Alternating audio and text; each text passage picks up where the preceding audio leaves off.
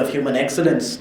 And today I'm reminded of what Swamiji wrote to a Diwan in one of his letters to Haridas Desai. He said, if the mountain cannot come to Muhammad, Muhammad shall come to the mountain. And in this beautiful part of the city, where so many of you have been involved with technology, with multinational corporations, where I think Swamiji's ideas are needed more than ever, and his call needs to be answered with full enthusiasm and even greater education in his ideas. I am glad that this is happening. I hope this happens every year. Now, the celebration that is happening not just here in Hyderabad but all across the world, that is of Swamiji's birthday, and the theme that we have chosen for this evening with the great presence of all of you, that is Indian Ethos for Modern Management. And before I begin, I think I've seen in the last 3 years how incredibly the volunteers of Ramakrishna Mutt have carried out every activity at the Mutt. And I used to say, you put them out of the Mutt and there also they can organize things beautifully. I think they have done that. Give them a round of applause. And also, and after this, I'm going to quickly talk and finish. And also please give it up for the young Yuva Sangharsh finalist Yashashwin for that wonderful message that he had. You know, I'm not in the habit of writing speeches. I stand up based on whatever feel I get at that point in time. I usually talk about it. And I think he gifted me with what I want to talk about. You see, when you talk about Indian Ethos for Modern Management, I'm occupying space on a stage where you have practicing stalwarts, Indian Ethos in Swami Bodhmayananji Maharaj and Management in Professor Ravichandran. So, I am the word in between, that is for. Indian Ethos and Management have been taken care of in Indian Ethos for Management. So, I was thinking of it just on a funny note, and I decided I'll talk a little bit about the for part of it. Because you see, all across the country we prepare bright young kids for careers that sometimes parents ask them to choose, sometimes career counselors advise them to go ahead with, or sometimes our magazines or newspapers, Tom and Propel, every single day so our kids choose different careers. Now I meet two kinds of young people in the country. Some of them want to choose the path of management so that they make a lot of money, they are rich, powerful and influential. And then there is another half that doesn't want to touch the world of business or the field of entrepreneurship or management because they think it is very bad, it is something that has all the ill values attached, so they stay away from it. So I think both the words, Indian Ethos and Management, we need to try and understand it a little better, at least from a very simple perspective that I grew up with. I know that I was introduced with a Forbes 30 under 30 tag and everything, but interestingly, I started my work at Dexterity in the year 2008. A young Barack Obama was yet to be inaugurated as the American president. Forbes did not have a list called 30 under 30, and I had no idea that what I was doing was something that falls in the category of entrepreneurship. I started out for a very simple reason. Born and brought up in small towns and villages of Bihar, I grew up without a school or a library in the neighborhood, and for the first 12 years of my life I studied at home. But since I'm speaking at a Ramakrishna Mission and my platform, I think it is even more relevant. My parents had a threefold way of educating me. The first part of my education was through the teachings of Sri Ramakrishna Dev, Holy Mother Sharada Devi and Swami Vivekananda. On the walls of small rented houses that we lived in, they pasted the quotations of Thakur Ma and Swamiji and of great men and women of our times and those who came before us on every single wall. And every morning when we woke up, they made it mandatory for us to read out these messages aloud. That was the first part of my education. The second part was, it was mandated that we read newspapers every day. And the third part, of course, was textbooks and notebooks would be brought home. Either our parents would teach us or we had to self-teach ourselves. So this was a threefold education that I grew up with. At the age of 12, my siblings who had to write their board exams, because of that we moved to the capital city of Bihar, the city of Patna. I saw a city for the first time and a school for the first time. I'm fast forwarding the story so that I get to the for part in a very important way, because I think that is the message that I want to leave you with today. So at the age of 12, I come to school for the first time, and all these years I've read newspapers, stories of young men and women from all across the country, our young bright students who were winning scholarships, who were representing India at global platforms, those who were going to top colleges and universities. And I used to read about these children and I used to wonder, can I do the same? But not enrolled in any academic institution, I could not participate in any of these competitions, could not write a single scholarship exam, and for that reason I was shut out of this entire system.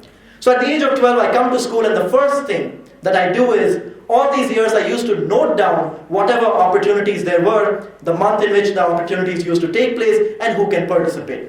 So I come to school and I start participating in all of these competitions. Fast forward that story, by the time I'm graduating high school, I had represented India in over 6 different countries and won over 200 different competitions. Now, as many of you find it praiseworthy, the local media, parents, teachers, friends, they were all about, oh, here's this bright kid who's winning these competitions, and I was stuck in a very different dilemma. And that was, as a young kid, I would return from Japan or South Korea, and I would tell my friends stories. The flights that we took, the hotels that we stayed in, but more importantly, the questions that were asked, the ideas that were put forward at these global platforms.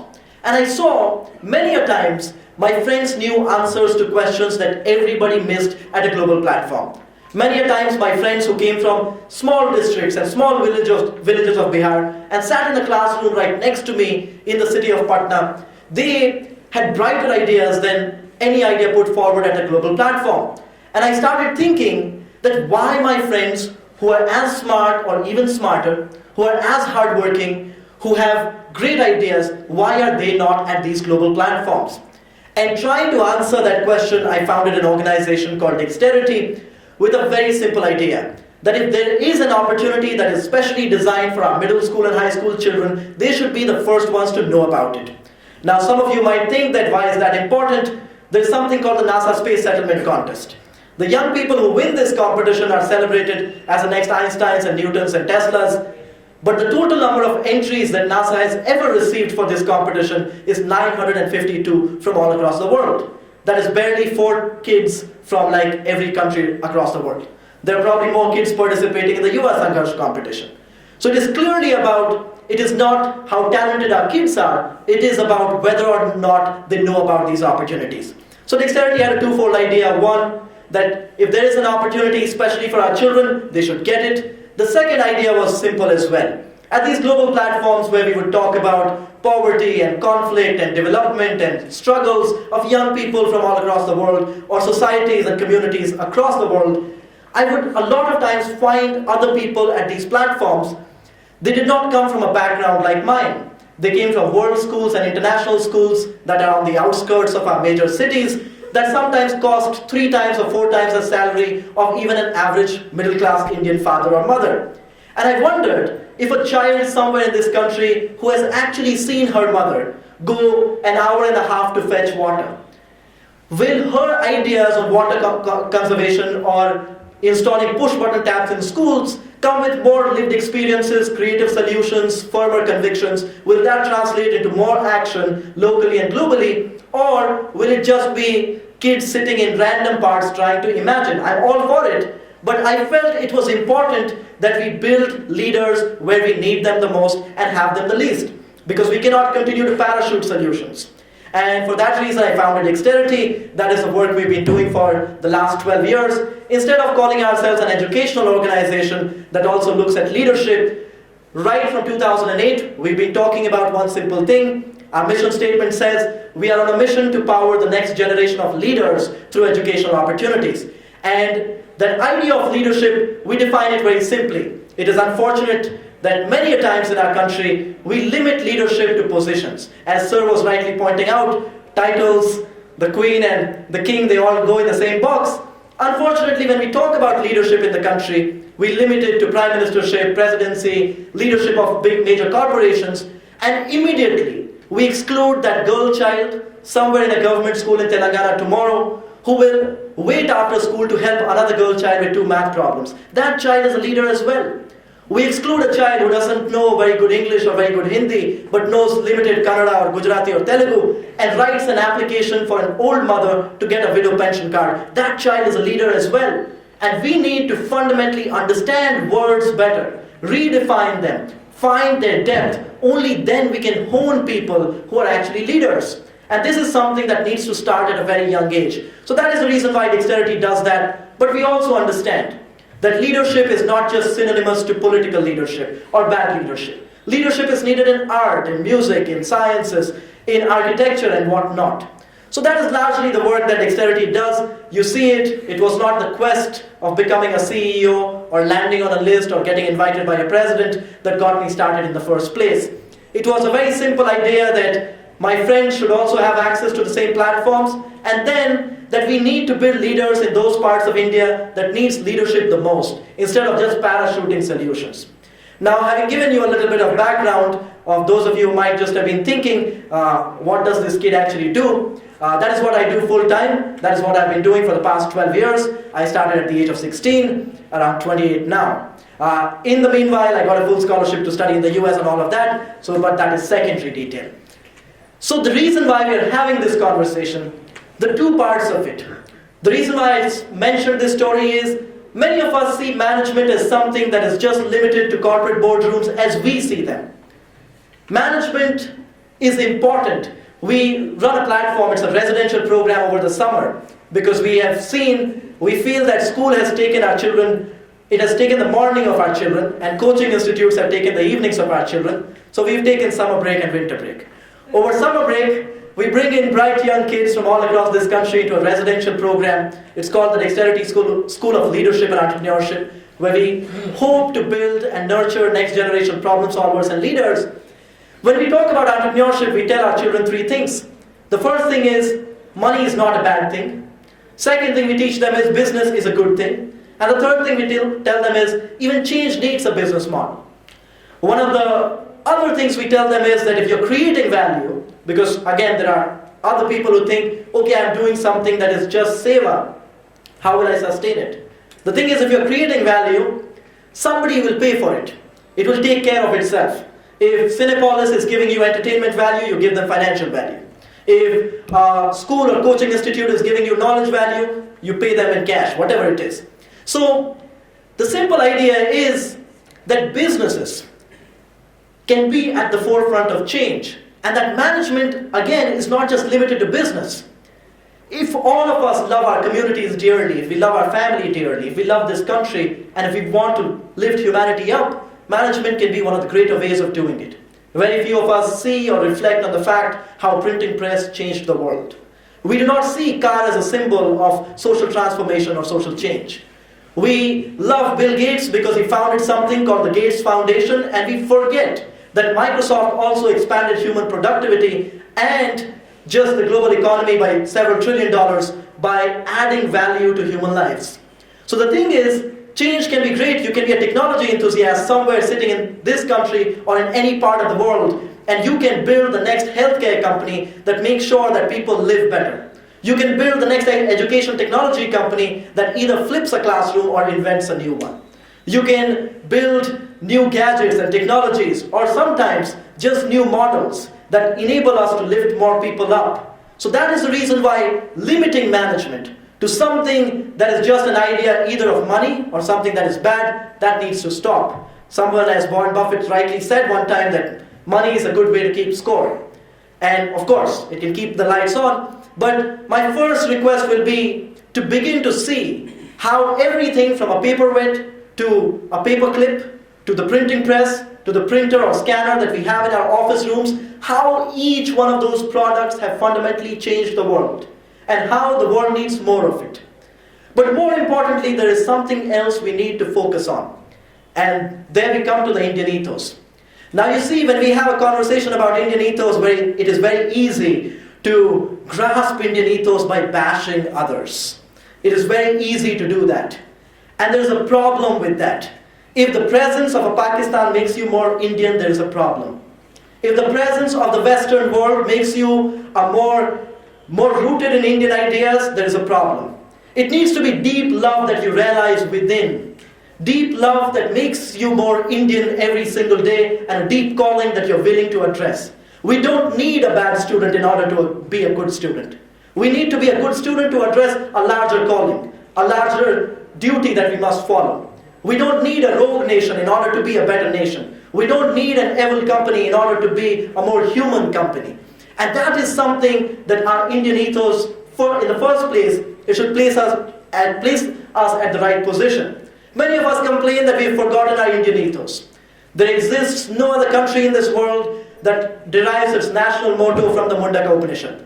India derives its national motto from the Mundaka Upanishad, Satyameva Jayate. Something that we conveniently ignore when we want to. Our Indian ethos start from the national motto. And they flow through. When we were celebrating the strikes in Balakot, we forgot that the Indian Air Force goes to protect our skies with the idea of Nabha Sparsha Deepta. When our Indian Navy jumps in to protect us, they jump in with the message of Shano Varuna. Our management colleges, where sometimes we have great luminaries as Professor Ravichandran who bring in the Panchtantra trails to teach our kids. On the other hand, sometimes parents tell their kids, you focus on just CAT exam and IIM and package. We forget there are IIMs that have a motto that says Yoga Karmashu Kaushalam. So it is not that Indian ethos have gone away. It is that we have chosen conveniently to ignore them when we can. And when it comes to acquire them, when it comes to live up to them, then we conveniently bash the West. Then we conveniently bash a Germany or a Europe or a Japan. So that is something we need to ask ourselves. Because if we have the Indian ethos, we'll be reminded of that larger fundamental idea. That in this country, we had a Maryada Purushottam who goes to Lanka that was made of gold in those days, who says to his younger brother that Api Swarnamai Lanka Name Lakshman Rojate Janani Jan Bhumisha Swargadapi Garyasi. When in this country we considered Ayodhya always more prosperous than Lanka. Because our focus was never on material wealth. It was never on the riches. It was on how that rules or runs with our life. Whether that comes with prosperity. Whether that enriches every person. So we do not need an idea of prosperity that is just counted in a GDP or just numbers. Of course they help. But we need to answer that larger call that our Indian ethos call upon us to better understand and better answer and be in the pursuit of. In this country, we have grown up with the story of 5 brothers going on to fight a war and win it against the Kauravas just because they said they were on the side of Dharma, that Bhagwan was on their side. That is a larger message that we get. It is not the might of military alone that makes us strong. It is that path of righteous action. So it is not that Indian ethos will come from somewhere outside. As much as good news flows through this message, that we have the greatest of teachings that have flowed through ages in this country. That Swamiji preached upon mankind and that shall continue for thousands of years. We need to remember this fundamental question. And that question is that all these Indian ethos that exist there, are we going to put them into work? Or are we just going to conveniently ignore them when we can? And then when it has to be about claiming them, we blame someone else. Because remember, the unfortunate thing is, the most fortunate thing is that you're born in India. The unfortunate thing is that if you were born in Japan or Germany or the US or somewhere in Europe, you could have turned towards India for wisdom. Living in India, if you forget it, nobody else can help you. If a badminton player wants to play cricket better, he can go to a cricket player. But if he forgets how to play badminton, the cricket player cannot help you. So it is the Indian teaching, the Indian wisdom, we need to go after it. And remember, none of the Indian teachings, none of India's wisdom can just be acquired just by talking about it. It needs acting upon. That is the reason why it is so important as young people, we answer the larger call of Swamiji. That is the reason why it is important that every day in our day-to-day work and practice, we bring in the understanding and realization of that larger call. So that is largely all that I had to say today, looking at what we must address when we talk about management and Indian ethos. But there's something else that is important as well. The great patriot monk who we celebrate in 2 days' time on his birthday had a very important message, not just for India but for the rest of the world as well. He said that India's coming glory shall be so great that its ancient glory shall fade in front of it. And skeptics can ask that, oh, Swamiji was practicing whimsical thinking, he was being too optimistic. But there's something else that he says as well.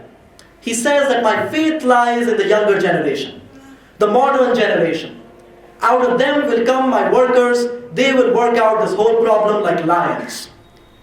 And he goes on to talk about, and I'm just adding a few quotations back to back, not adding anything of my own, but these all begin to make sense when you put them one after the other. When he says that education is a manifestation of perfection already within. When he says that each soul is potentially divine. When the patriot monk says that my mission is to preach unto mankind the divinity within and enable it to manifest that divinity in every moment of life. So these things put together, I want to leave it at a very simple stage for you. You know, if you want to look at a much larger problem, you can turn on primetime television at 9 p.m. every single night and it will tell you everything that has gone wrong with the country. But if you want to do something about it, you need to be reminded of the management of a Vikram Sarabhai on one end that can build India's space program on one side and India's greatest management institutions on the other. You have to be reminded of the education and leadership of a Kalam who goes on to be a Dr. Kalam and a President Kalam, Missile Man Kalam, and stays at ease with a child 5 years old and a Prime Minister 5 years into office.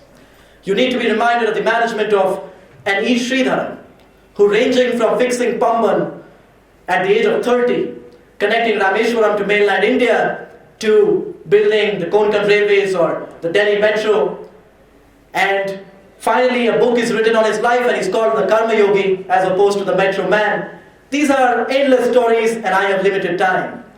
But the thing is, India's problems have been solved by people who have put their education to use, where management has been realized and used for a higher purpose. And that is the reason why when I said that I'm sharing the stage with two stalwarts, one who embodies and takes forward Indian ethos like very few can, and the other who has taught management and brought it to real life like very few can begin to imagine. The reason why I'm left with the for part, I hope we remember that you can be a for-profit organization or a non-profit organization. Neither gives you the license not to be a for-purpose organization. And just like we need for-purpose organizations, we need for-purpose individuals. And that journey cannot start randomly at the age of 45. That journey cannot start randomly one day in your office room. It needs to be practiced in thought every single day. It needs to be in our chintan and both our thinking and our reflection and realization continuously. That is the reason why in 2 days' time I know there will be social media status updates. There will be pictures of Swami Vivekananda. Quotations, half of them wrong, half of them right. It is important that instead, and I meet a lot of young people across the country who praise Swami Vivekananda a lot. Remember, Swami Vivekananda doesn't need a pat on the back. We need to answer that call. I like to say it that Swami Vivekananda was the savior that India needed. And we need to answer whether he was the savior India deserved, whether we are doing justice to the question, to the larger call that he put forward.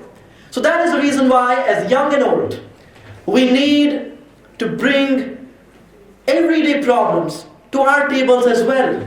The problem of somebody who works at a house as a cook or as a maid or as a staff. If that doesn't find space on our table, then our cursing the rest of the world for its bad management practices doesn't solve the problem. If the problems of a few million children who still work as child laborers or another few million who are still out of school doesn't find a place on our table at office room or study table because these problems are too big or too small, that doesn't solve a problem. We need to see that in our limited capacity, whether it is one child or way too many of them, whether it is a very small problem or a much larger problem, whether we want to solve it at a moment's notice or at scale, we need to be reminded by our own fundamental Indian ethos to serve others as we would serve God, to make sure that the purpose of life is to live a life of purpose. And finally, put our management into use, because I do not want to take any more of your time. I have barely 3 minutes left. But the larger goal was to give you a quick snapshot of my story as well, because I know many of you would have asked, oh, it's not possible. Oh, simple things cannot be scaled. The thing is, if you don't think about scaling in the first place, and you think about a real problem you want to solve, you can go ahead to solve it. And you'll have mentors and gurus and everyone around you to help you do it. The final two things that I do want to add is that I hope one of the other messages you will take is that India doesn't need a China to feel more Indian. That we can claim what is fundamentally ours for the love of it, and not for a war that we want to go on with other ideas. And at the same time, from the same Rig Vedas from where Swamiji brought the great teaching with which an order of monks has continued to lead this country forward, Atmano Mokshartham Jagat Hitaya, for the salvation of self and the greater welfare of mankind. From the same Rig Veda comes a great message. That is, Ano Bhadra Kratvo Yantu Vishwata. Let noble thoughts come from all sides. So I hope, as the most Indian of all people, if there is something good outside, that too we shall bring in. But first, let's practice everything that was always good within. Let's not discard that because it has been around for too long. And let's not just begin to be attracted and distracted at the same time because there is something that is coming from a different time zone and a different geolocation. So I hope this is a quick enough but a putting together of multiple messages in a day. I hope as young proud citizens of this country we'll claim everything that is fundamentally ours, from the national motto to mottos that drive our academic institutions, the protectors of this country, and that must drive the citizens. And at the same time, let's draw our attention to problems big and small, everywhere from our house to our local community to the world at large. And let's use Indian ethos for modern management to lift humanity up. And let's continue to answer the question that the 13th president of the Ramakrishna Math and Mission, Swami Raghunathananji Maharaj, who actually inspired the Vivekananda Institute of Human Excellence, I hope we will continue to ask his question every day as we try to answer Swamiji's question. And that is, are we growing spiritually? And for that reason, I'm going to leave today. I'll be in Bhubaneswar tomorrow morning. I'll be missing the National Youth Day program at Ramakrishna Math and Mission for the first time, I think, in the last 3 years. But I hope you will bring your friends, your colleagues, your co-workers, your children, your parents, grandparents, whoever it is, to the National Youth Day program. Because I think a reflection like this discussion, these ideas, they are very, very important, because now we have a new culture of gym going, right? People who are going to gymnasiums, they want to have like 3 friends or 4 friends so that they can stick to those habits. Swamiji asked you to consider the whole world as a gymnasium. I hope you consider the Ramakrishna Math and Mission in general, the Vivekananda Institute of Human Excellence in particular, as that starting point, and there also bring 4 or 5 friends. Because when you begin to forget those ideas, someone shall bring that up. Someone shall poke an idea. And I hope you'll take up that one idea, make that one idea your life, and go forward and serve people as you would serve God. Thank you so much. Thank you.